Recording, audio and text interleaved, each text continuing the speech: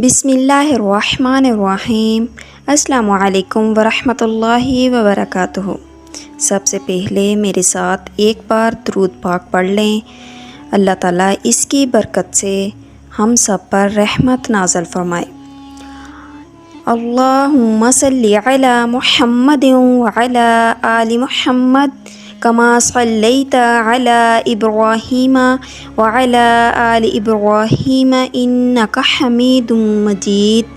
अल्लाहुम्मा बारिक अला मुहम्मदिन व अला आलि मुहम्मद कमा बारकता अला इब्राहीम व अला आलि इब्राहीम इन्नका हमीदुम मजीद। प्यारे दोस्तों, नबी करीम सल्लल्लाहु अलैहि वसल्लम ने फरमाया, जो शख्स सोच समझकर ये पढ़ ले, ला इलाहा इल्ला हुवा अल हय्युल क़य्यूम व अतूबु इलैह, 3 दफ़ा सोच समझकर पढ़ ले। नबी करीम सल्लल्लाहु अलैहि वसल्लम ने फरमाया, अल्लाह ताला इसके सारे गुनाह माफ़ फरमा देता है, चाहे वो मैदान जिहाद से फ़रार हुआ हो। प्यारे दोस्तों, ये छोटा सा अमल है।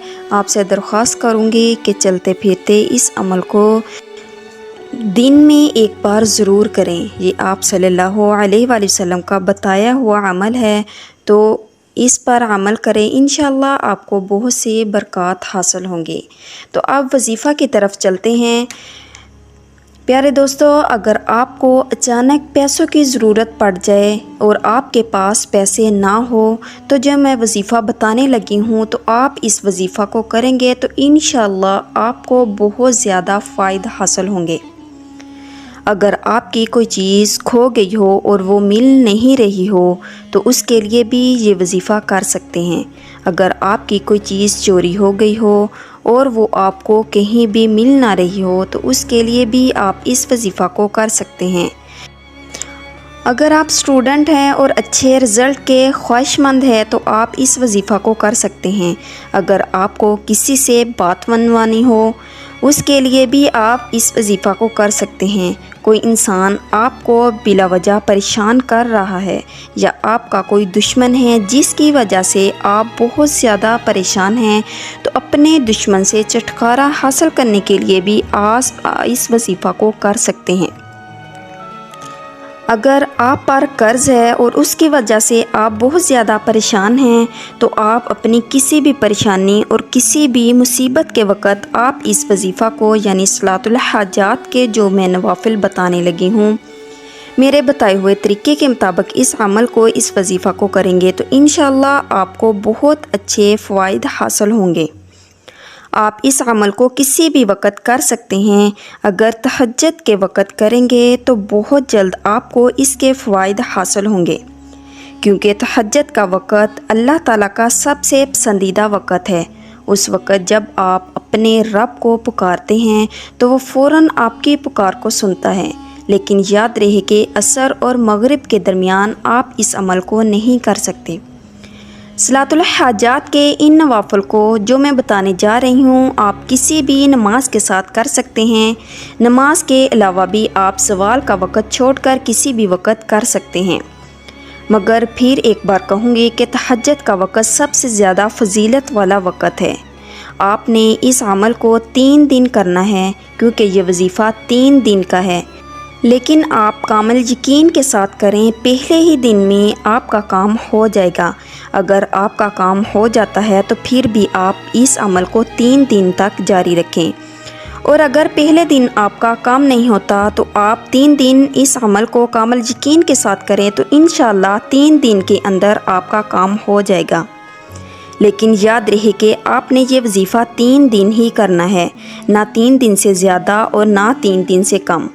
लेकिन अगर आप दोबारा इस वजीफ़े को करना चाहते हैं तो 3 दिन के बाद आप कुछ दिन गैप देकर फिर इस वजीफ़ा को 3 दिन कर सकते हैं। अब मैं नफल पढ़ने का तरीका बताने लगी हूँ, गौर से सुनिएगा। आपने इन नवाफिल को नमाज की तरह ही अदा करना है।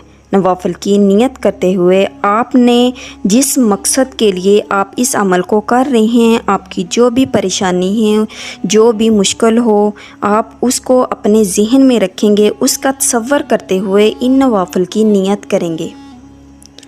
आपने نوافل کی نیت کرنی ہے اور پھر تعوذ اور تسمیہ پڑھنے کے بعد آپ نے ثنا پڑھنی ہے۔